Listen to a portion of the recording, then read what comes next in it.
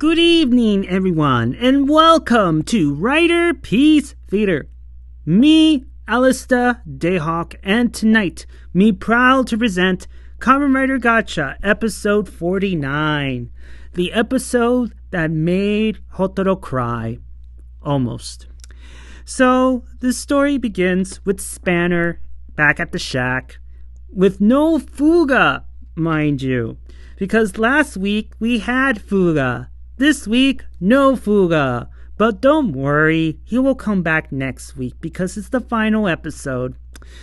Fuga, it's just, God. So, Spanner is there working on his driver. Fuga is not there. He's God knows where. I think in the character closet. And then we have Weird Sister number 2. And she's talking to Spanner and asking, why don't you let Kyoka fix your driver? And Spanner is like, no, I can't do that because if I do that, the driver is not going to help me unlock my full potential. So it's not going to be good. So I am finding a way to fix it and find a way to maximize the driver and help me go to the next level. So we get from there to Master Geryon, where he uses his piece of the stone to create El Dragon, which is an evil clone version of our beloved Rainbow Dragon. We get that, and then we get to the opening credits. And then after the opening credits, we get to people being chased. And they're being chased by a Melgime from the past. And Kuro wanted to fight the Melgime, but unfortunately her Ring of Power doesn't have any juice. So Hotaro was like, don't worry about it. I will handle this situation. And he goes and transforms into Rainbow Gacha. But he notices something as he was fighting the Melgime, that the people are just standing around looking at this fight and not going to safety, which is strange, and he notices this.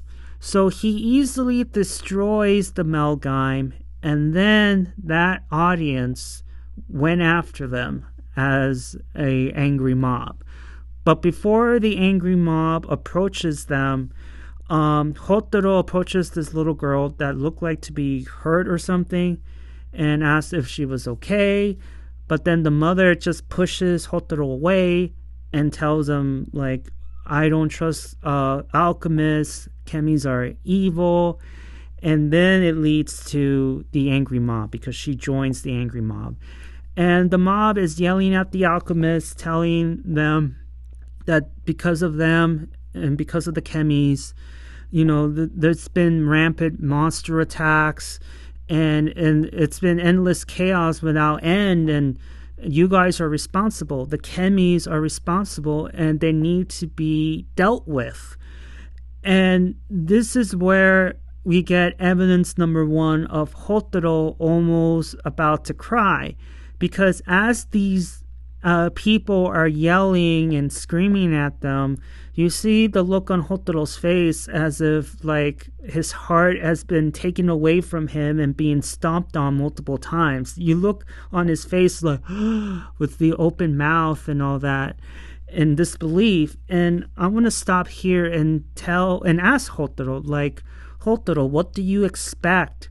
Like, you cannot convince everybody to go along with this stupid dream of yours, because people will either go along with believing that chemies are good creatures, while there's other half, like this mob, believe that the chemies are evil and they are the cause of the monster attacks. And I'm just like, Hotaro, this is your chance to stop being a kid, be an adult, and stand up for your dream. Stand up for your chemies, your children, and be like, stop. I understand that you guys are angry. I understand that there's been, chaos going around for the past couple of days, but the chemies are not at fault. There are good creatures.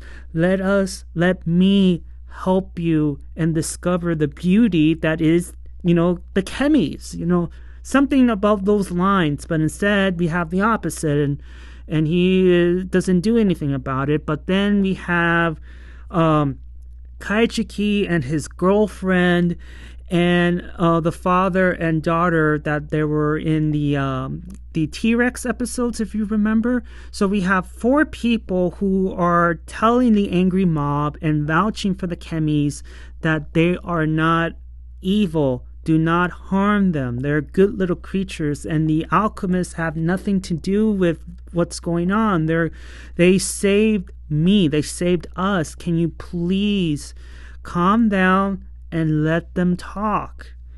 And you would assume that those 4 people will be like, oh, okay, we're listening. Like, go ahead and talk. They were calming down.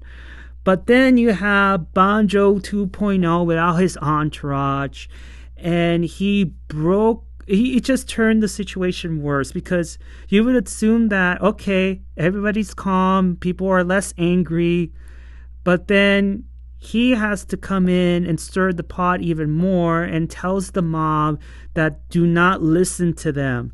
They are lying to you. These chemies are evil, and they're going to bring destruction to our town. And yeah, we need to get rid of them before they kill us. And then the angry mob just like, yeah, he's right. Let's go after them and let's kill the chemies. And then it leads to Hotaro, once again in despair, and be like, I can't believe it. How am I going to convince humanity and to live with chemies and that sort of thing? Like, he's in depressed mode and about to cry. I'm like, dude, this is not the time.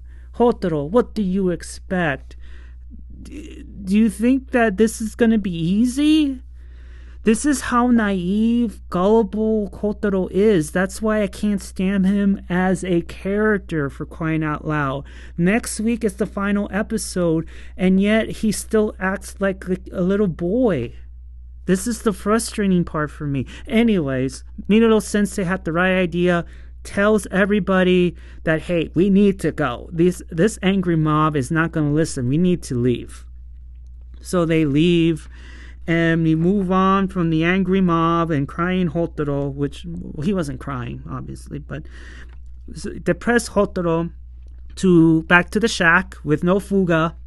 And he has been working, according to Weird Sister number 2, for 3 hours on that driver. And they get greeted by Gigist, who once again, for the last time, is asking Spanner, come on, join me and I'll help you harness your black flames. And Spanner is like, no, this is for the last time. No, I'm not going to join you. Which causes Gigist to be like, okay, fine. I have no choice then but to kill you. So we have a mini fight in the shack, and Spanner's like, just because my Spanner is destroyed right now doesn't mean I can't transform and fight. So that means that we're going to get to see Spanner's Valvadar form for so long. Well, not really, because Weird Sister number 2 assumed the mantle of Valvadar at least once with the green paint, and that was it. But it's nice to see the old form used once again, because, it's going to be the last time we're ever going to see this form. So the two of them fight in the shack, and Hotaro, we head to the next scene. So Hotaro and the gang are in hiding from the angry mob, and all of a sudden, I missed it or not, Hotaro wants to check up with his mom. He wants to go back to the restaurant, and Minato Sensei tells him it's okay, go ahead. If you want to check on your mom, go ahead. Don't worry about us, because Hotaro was hesitating, like, as much as I want to check on my mom right now, like, we're in trouble right now. I can't leave you. But Minato Sensei said, no, don't worry about it. Just go home, check on your mom. We will handle the situation as best we can. So he leaves. He goes to the restaurant, and the restaurant is dark. And instead of being greeted by his mom, Hotaro gets greeted by Master Geryon. Hotaro assumes the worst, that Geryon has done something to his mom, but before he said anything, Geryon was like, shh, I'm not here to fight, I'm here to talk. So we get this villain speech telling Hotaro that you and your friends are the ones who kept on derailing my plans of Goldland. And here I thought that he is going to convince Hotaro to join the other side, but we didn't get that. Instead of, you have been a formidable opponent. And he talks about gold, of how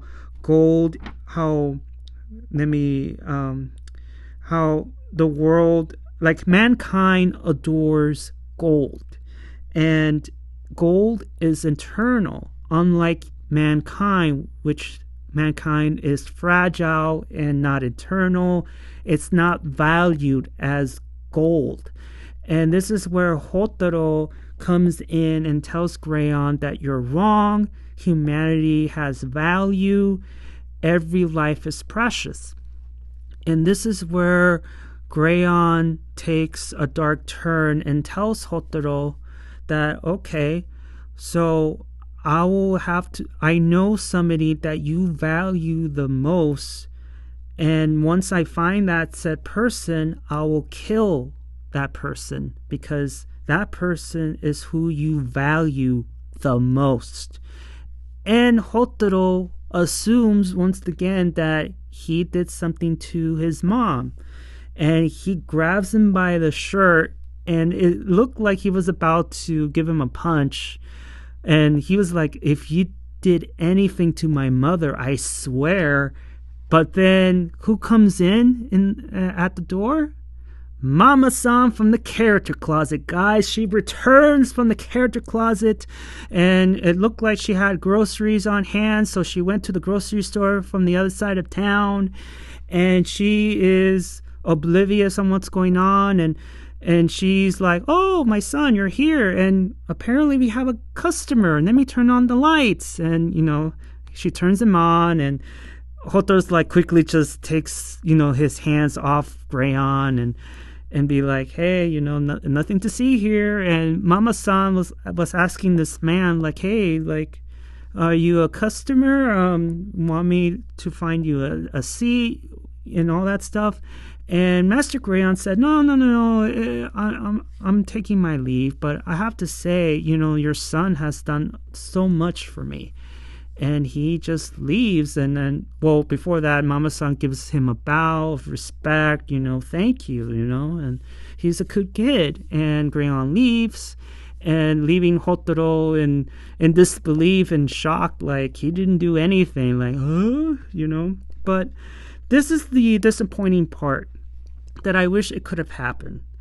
Instead of Geryon leaving, he could have just said, yes, I am a customer and I want to try your lunch special, which leads to a situation for Hotaro to be all like tense up, sweating bullets, and be like, okay, I can't kick Geryon out because my mother will be suspicious of what's going on, and I don't want her to feel hostile, suspicious, all those things. So let me just play along and just be prepared for the worst. Because you never know with Geryon. You never know. But I'm sure Geryon would not do anything at the sheer fact that just being in the restaurant eating, be like, yeah, I already have Hotaro in my hands. I got you. And you don't know what I'm going to do to you and your mom. So I'm just going to leave you in fear, and just like, I'm just casually eating and I'm going to be taking my leave. I wish that could have happened, because the scene would have been 10 times better in my opinion. But for the sake of time and how the writers lack creativity, and just above all, writing sucks, at least the writing sucks, Geryon leaves, leaving Hotaro with an open mouth. We move on from there to the continuation of Gigist versus Spanner in his old form, Valvadar, and you already know what happens. Spanner gets another L. And then we have number 2, who it looked like she's going to transform for the second time and help Spanner out. But before she can get a chance to transform, Gigist just cuts her off and just hurts her hand. And Spanner takes number 2 and escapes with her on his chemi car. And then we go back to the restaurant, and this is where we have evidence number 2 or 3. Hotaro once again on the verge of crying, but Mama-san asked about Geryon, like, is he like involved with what you are doing as a hobby? Just asking, a simple question. But before Hotaro, could answer her, he gets a phone call from Kuro telling Hotaro that Gigist is targeting number 2 and Spanner, which causes Hotaro to leave. And Mama-san was like, where are you going? What's going on? And here, once again, he is it sounds like to me he's on the verge of crying, and he just doesn't look at his mom, but she just turns, like he's on the side, and he just looks down and says, I promise you, I will tell you everything. And he just storms out the restaurant like a child. And here I thought, like, Mama-san already knew, like, what was her son doing. Like I assumed she already knew that he was an alchemist, but apparently I was wrong. She doesn't know his secret. And Hotaro made it sound like I have a terrible secret to tell you. I want to tell you everything, but I can't right now. And it's just like, come on, Hotaro. You should have just be calm and collective, turn around, face your mother, and be heroic for once, and not act like a child and be like, I promise you, I will tell you everything. Right now, I need to go do something important. So just stay here, lock the doors, don't move.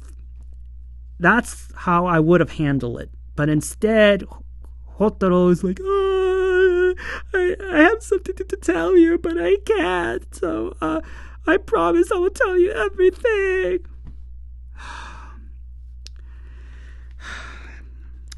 So after the cringy Hotaro moment, we go to Spanner, and Spanner is attending to number 2's cut, and you notice that her cut is it's bloodied, not bloody, but there's blood coming out. And number 2 is like, hey, Kyoka's experiment is working. I'm closer to becoming human. And Spanner asks, like, what's the first thing you would do once you become a human? And she teases, like, wouldn't you want to know? Wouldn't you like to know? You have to find out, later, And she adds on with I'm the type of girl who goes with the flow, and my dream right now is to help my sisters become humans like me. Which, unfortunately, here comes weird sister number 3, and she breaks the bad news to her sister that number 1 is dead. And number 2 replies, like, I know. And she knew in her heart that she's gone. And number 3 continues on with, I wish for the 3 of us to be back together. I've done so much to try to make this into a reality, but I have to tell you, number 3, you placed your faith on the wrong people, and you got burned because of it. And now your little sister is gone, and you only have number 2 left. So, you have to, like, settle your differences with the heroes and just be with your sister now more than ever. But this gets just stops in his tracks, and here comes Gigist and just tells the sisters his condolences. Number 3 was not gonna hear it, and she transforms into Dread Form 3. And I have to say, the suit actor who domes the suit, he is very flexible. Because during the fight, you see him doing the splits or half the split, and I'm like, damn, you're good. And does that kick across the face? Well, not really. But he does the round kick, like close to the face of Gigist, but Gigist stops it, and decides to teleport number 3 to a beach. So she gets sent away. And the fight between Gigist and Spanner continues. But Spanner gets a new weapon. So he gets to fight not only with his own sword, but number 2's sword. So he is fighting Gigist with 2 swords. And back in his normal old form. But unfortunately for him, he gets the second L of the day. So he loses to Gigist twice now. And then Gigist gives him the final blow. He unleashed his fire on Spanner, and you would assume that he will be burning and in pain, but he looked like he was going to collapse because of the flames.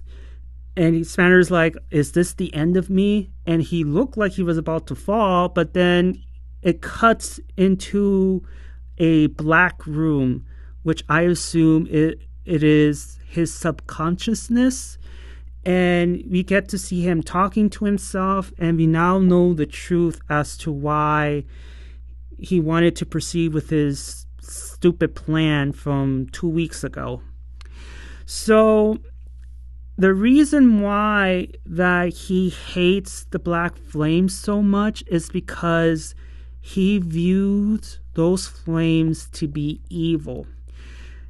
He assumes that the power that he has were responsible for not only hurting Kyoka, but also taking away his family.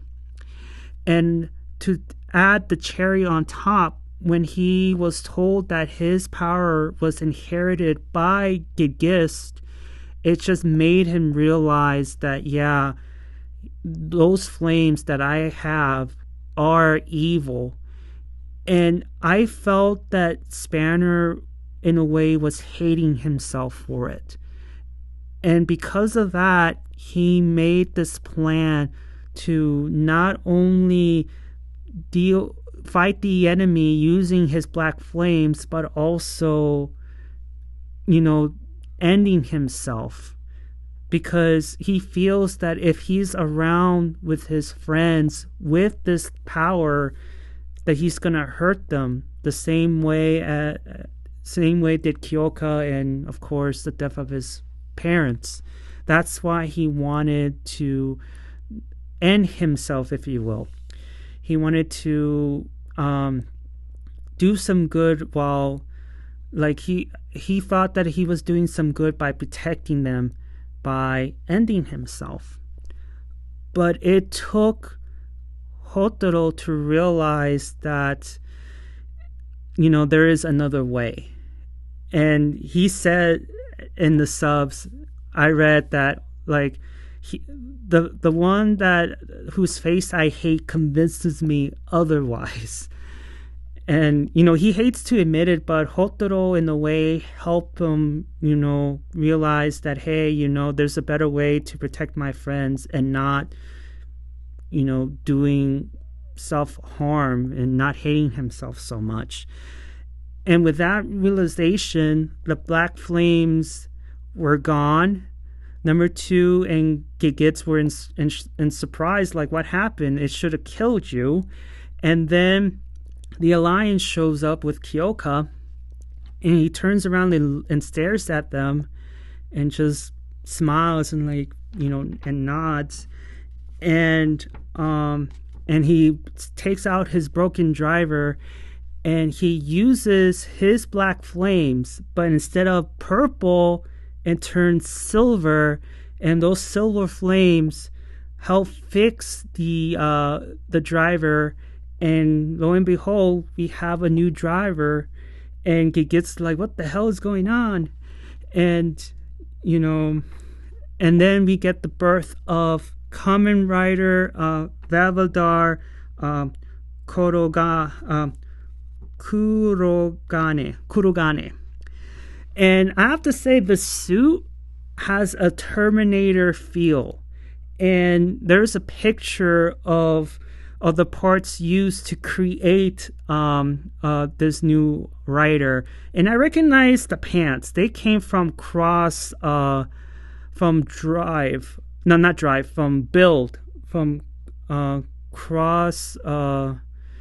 Banjo's second form. I recognize those pants anywhere. Anyways, the suit itself doesn't look bad. Has a Terminator feel. It has has a device, a scanner. Has a scanner. It's a nice touch, and overall, I like it. And it's not so bad. And he has 2 swords instead of 1 this time. So everybody's in awe of the new form, and we have a rematch, round 3 of Spanner versus Gigist, and we have a showcase of Spanner's new powers, and ultimately Gigist gets destroyed, but before he goes boom, he tells Spanner that you are a worthy successor, and he, in a way, is showing his respect, and he goes boom. And everybody is happy. The Abyss Alice Kings, at least the last Abyss Alice King, is destroyed. Everybody's happy. Everybody's smiling. And here comes Weird Sister number 3, who just came out of nowhere. And I'm like, wait a minute, didn't Gigist send you to the beach? How come you got here so fast? She's injured, of course, and that's it. But then, all of a sudden, El Dragon comes out of nowhere and picks up the last piece of the Philosopher's Stone that nobody cares about, and takes it on his mouth and is about to leave. And everybody was in shock, like, where did this chemi come from? It looks like Hotaro's dragon. And the alchemists are trying to catch it, but then it wasn't caught until number 2 caught it, and she was happy that she caught it and all that, but then she gets shot from behind. She collapses, and guess who shot her in the back? Master Geryon.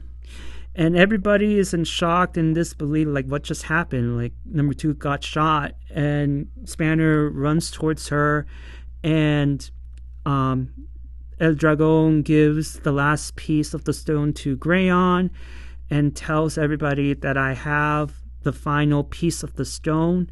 Now my dream will come true. Spanner pulled the Evolto scream, but instead of Evolto, it's, Geryon. He tries to go after him, but Geryon stops him, does his evil speech, evil laugh. He disappears. But before that, he explains, well, this doll had to be disposed of, bye-bye, and then he leaves. And it leaves everybody in disbelief. And number 3 is in despair. Everybody is in sad mode because, like, is she going to survive? Is she going to die? And number 2's final words to Spanner as he was holding her, she was like, to answer your question, I wanted to fall in love. And we get into this cutscene of her being in a white dress and Spanner running towards her, and they were both holding hands, and she passes away. What would have been a nice kick to the heart would have been, I wanted to fall in love with you.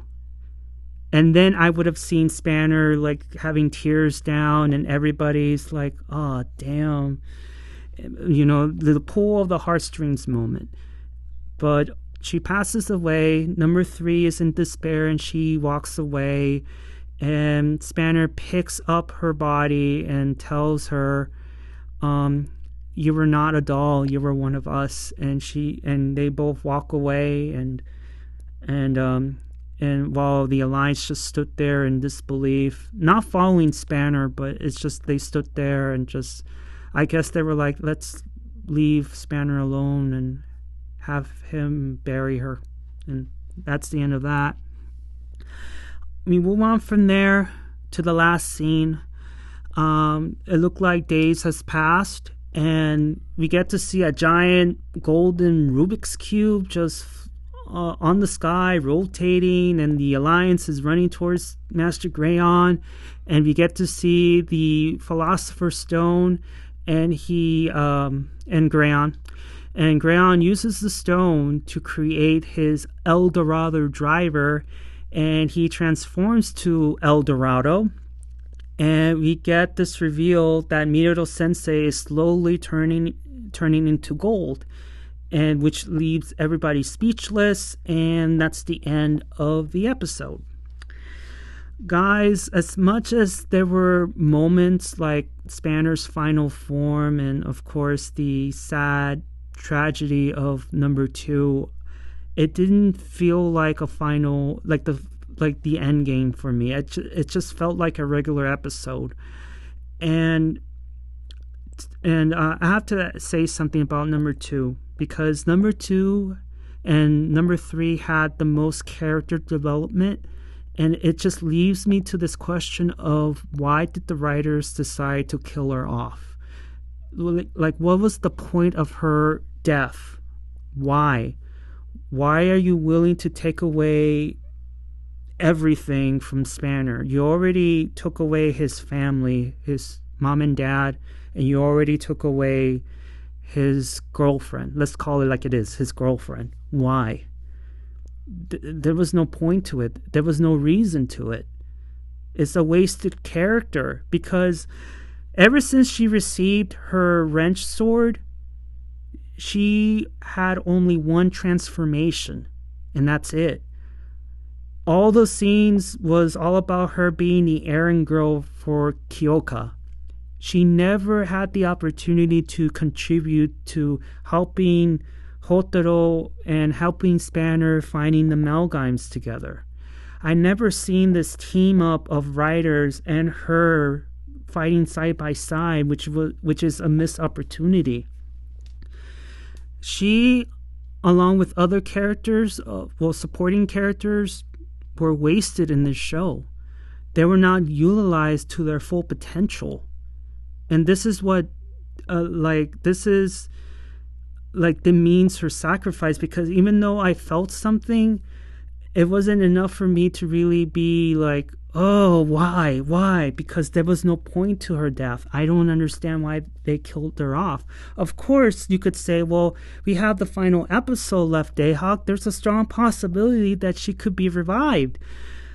We have to wait and see on that part. But remember, she is a clone. The real woman that, the model that was based off from is still out there. And the sheer idea of the real girl hooking up with Spanner is like, why? Because number 2 said that she is not a good person. So I don't know. I don't like that idea, but you never know.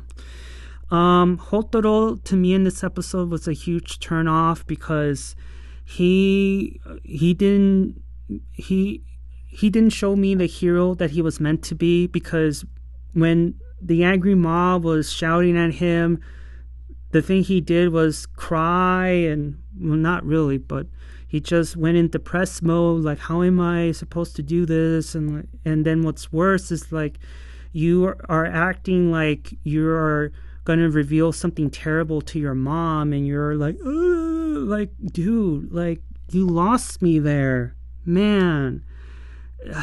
Hotaro, for me, as the main antagonist, the main protagonist, is lost to me. I just don't see him as a hero at all. he hasn't earned the title of Kamen Rider based on what I saw this past year. Like, that's just my opinion. Spanner gets his final form. It looks cool. And, I mean, Geryon gets his villain speech, and he gets the pieces of the Philosopher's Stone that nobody cares about, and use it to create a driver, and he's a Kamen Rider now. No Fuga, Hotaro's father, which I'm gonna say this right now. If it turns out to be a cameo, or it's just a random person, or worse, he never gets revealed, I'm just gonna say, what the hell was the whole point of having this stupid mystery? Why? And to add, I feel sorry for number 3. She lost both of her sisters. I don't know what she's going to do in the last episode, but I really feel bad for her. I really do. It's, damn. I hope that she helps the heroes fight Geryon, and I'm getting this feeling that there's a possibility that she's going to die too. I'm getting this feeling, but, Anyways, so we're heading into the final episode next week, so I expect Fuga to be there. I expect everybody to be in the final episode and just say their goodbyes and defeat Geryon, and that's it. That's all I got to say about that. Tell me, guys, give me your thoughts and opinions of episode 49. Did you like it? Did you dislike it? Tell me your thoughts about Spanner's final form. Tell me your thoughts about number 2's death, because to me it was a wasted character to me, because why kill her off? She shouldn't be killed off. Especially in... Never mind. She shouldn't have been killed off. And just... Even though I have my notes in front of me, I may have missed a couple of things. So just write on the comments below your overall thoughts about the episode. Again, no Fuga. Where is Fuga? And how in the hell did Minato Sensei landed up turning into half gold statue? And who the hell is Hotaro's father? I guess we'll find out next week. And yeah, and one last thing before I go. I will give you a 2-minute response to what I saw of the trailer for the new season of Kamen Rider. I will do that next week at the end of my review and recap. And then after that, I have to do the character analysis of both the villains and the heroes. So watch out for that. And of course, the first episode of Gov is on September 1st, so I'm looking forward to it. And that is it from me. So thank you so much for listening. Give a like if you like it, and please subscribe. And I'll see you on the final episode of Kamen Rider Gotcha and on the other side of Oblivion. Take care, guys. Johnny!